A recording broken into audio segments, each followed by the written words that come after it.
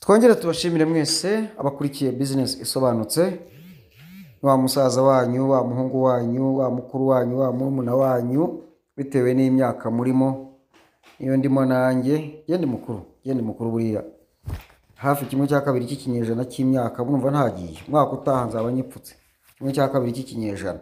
Murumva rero ko ndi mukuru wanyu, cyokorari n'abo mbereye murumuna, ndabasuhuje cyane. Rero ni Tite Kamanzi, turacyari muri business isobanutse kuri P Network.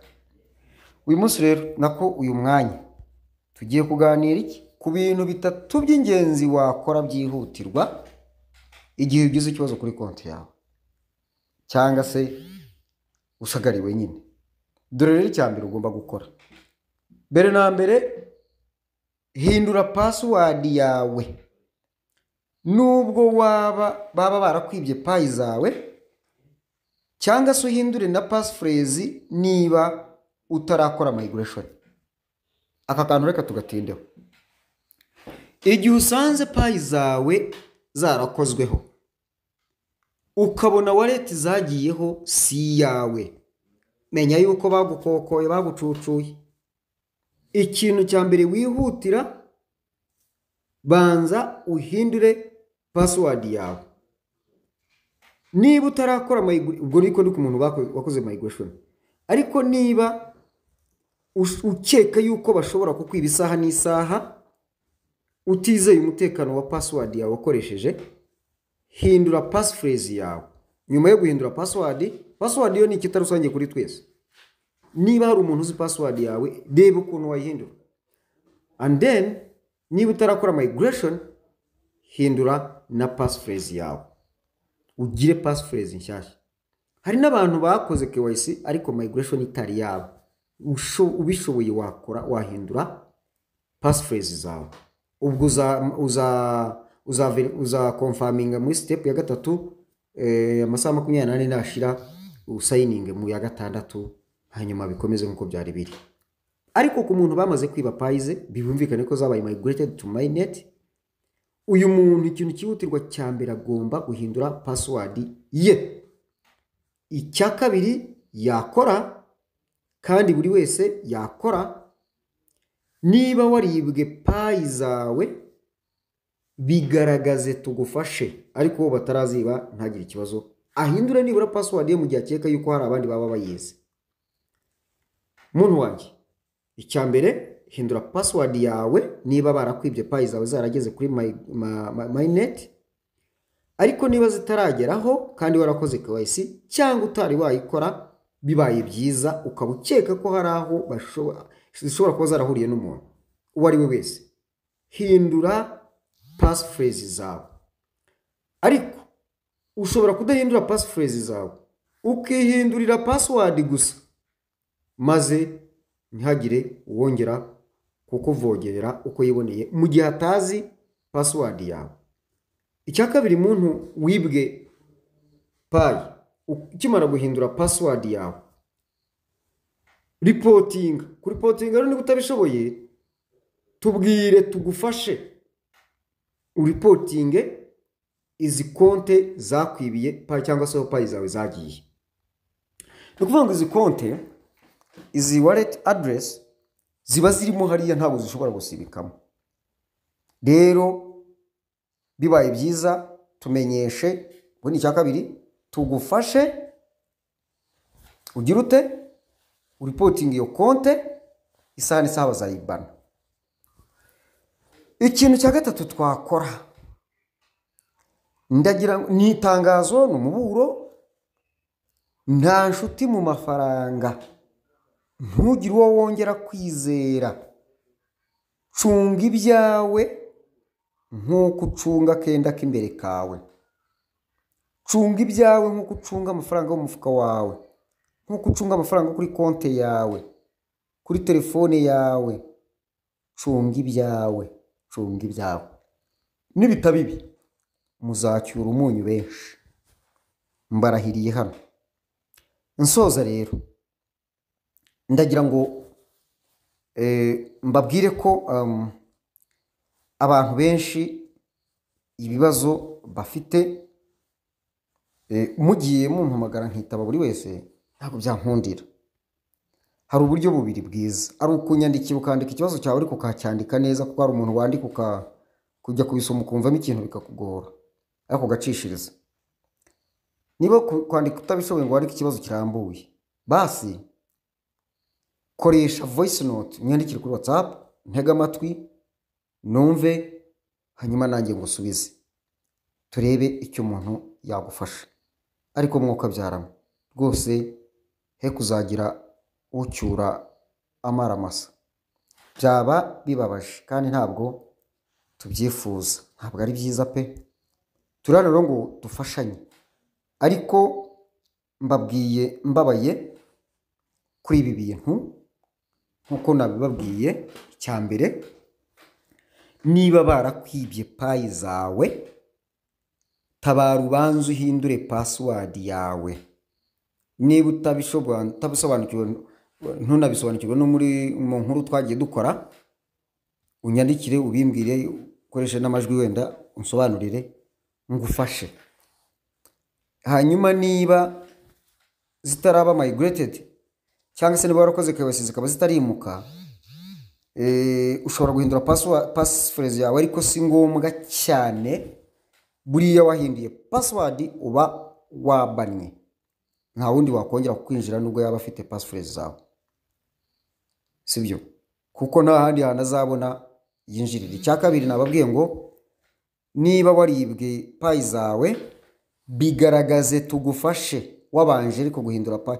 Ushobora kutahindura password, utabishobora ukabigaragaza, tukabura ibyo duheraho.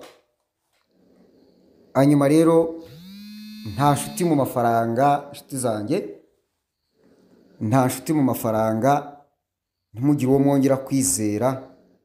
Buri wese nacunge payi ze. Ibi nibidakorwa, abantu benshi bazacyura umunyu.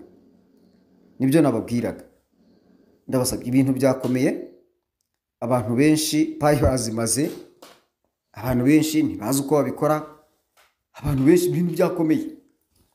Hanyuma rero, kuri iki cya payi, ndagira ngo mburire buri muntu wese uzi yuko yaguze payi bakamwoherereza payi nyinshi, cyangwa akaba yarizigurishije akazoherereza umuntu. Hari igenzura rizakorwa rigamije kureba transactions zagiye zikorwa. Waba ufite ibyago byinshi, iki kintu bakigenzuye, ntushobore kugaragaza icyo waguraga n'uwo muntu izo payi zose, kandi bitwara bikoraga dukurikiza kari agaciro ka GCV. Nongere kubaha amakuru meza, ibintu nabonye muri payi ntaragenzura neza ariko birimo indani, yuko kiriya giciro gishobora kuba cyabaye confirmed. Mu byo nabonye bishobora kuba byaranditswe na Kosasi, ndacyabitoza neza, ntabwo ndabona umwanya mu byinjirire neza, ariko hari aho narabutswe iyi message, cyangwa abantu turi kumwe ku rubuga bayirabutswe. Si impimbano, ni ukuri, ariko ngira ngo ibyanditsweho mwabibonye.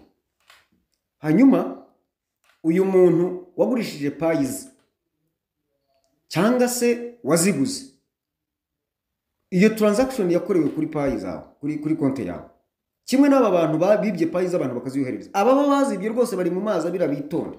Aba bisaha n'isaha kabo karaza gushoboka, ndabizeza yuko ibyabo bitazatinda kuba bibi, niba batagize umutima wo kugarurira umuntu payi batwaye. Kubera yuko muri systeme zabo harimo payi bafite zaturutse ahandi, bakaba bafite aho zaturutse, genda bagira inama yuko bazisubizayo hakiri kare. Nibazisubiza yuko zingana, niba bibi, uyu muntu we nta kibazo aza kugira, kuko araripotinga uyu bibye. Ariko wowe wazitwaye, konti yawe wibuke ko kuyibana bayibana imyaka 100. Wibuke kuko muri konti y'uriya muntu historique isigaramo ntigivamo. Rero umuntu uzi yuko watwaye payi zone, ndabizi ko mu nyumva, rwose mwitegure, murye muri menge, mumenye ko konti zanyu isaha n'isaha muzashiduka ibyago byabagwiririye. Hanyuma rero, aba bantu turabafatanya n'abantu bafite konti ebyiri. Konti ebyiri gute? Hari umuntu afunguye konti, nyuma za gusanga yarangiritse, ariko mu mazina ye imubarwaho. uwo muntu irasa nkaho ikimubarwaho. Mu gihe cyo kuronshinga konte zitari nzima bazikura mu nzira, barazitwika. Kubera ko ufite konte ebyiri uzaba uteye urujijo, ntabwo bazaba basobanukiwe ngo iyo ukuri ni iyihe kuri wowe. Bazazitwika zose, uwo muntu azarira. Aba bantu rero barasabwa iki?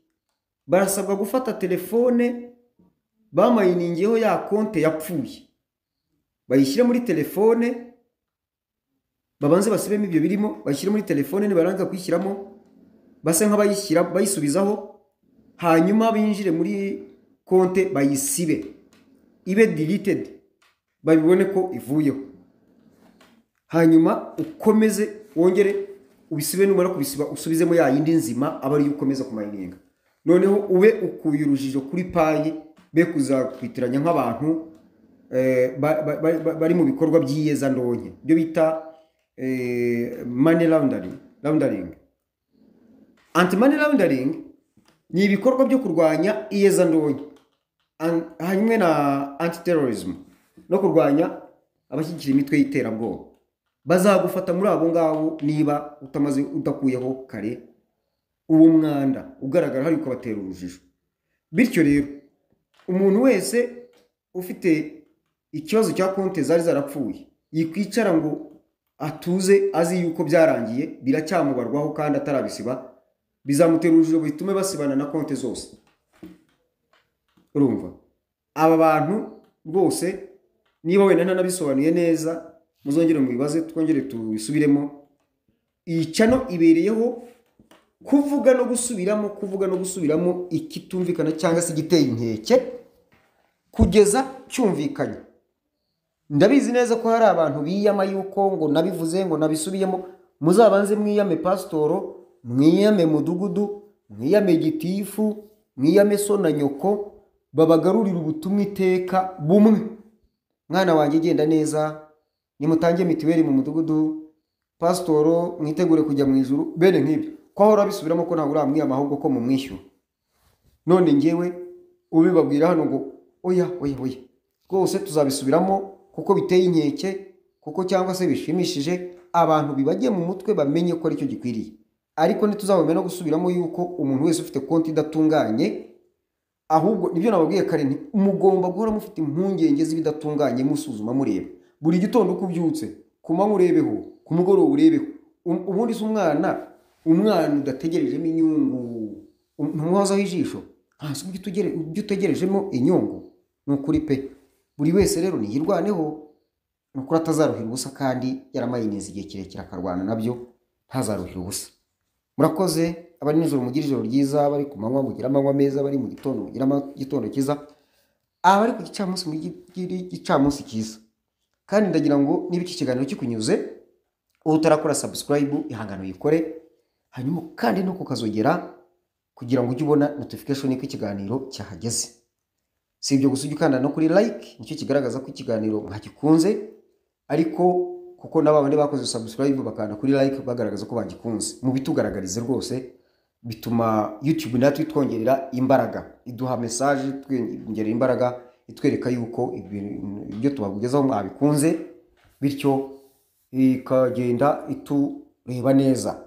Hanyuma si ibyo gusa ujye wandika no muri comment ikibazo ufite, niba ushima niba unenga nta kibazo, icyo ushaka kwandika mbega ukitwandikire, ariko dufashe dukorere share. Ndibutsa abantu badufashe gukora broadcast basharingemo iyi video, kuko hari umuntu abantu ufite muri telefone, hari abantu bakikora bafitemo abantu bakeya, ariko muri make ni mudusharingire ku nshuti zanyu, cyane cyane ku bapioneers iyi nkuru ijye bageraho, nuko dukomeze kwishimana, gusangira ibyiza, twe kugira amakuru tubarenza tubanyuzaho. Ibi byose mbababwira nibiba byaturutse mu bibazo mwagaragaje, ibyifuzo n'ibindi. Murakoze, mugubwe neza.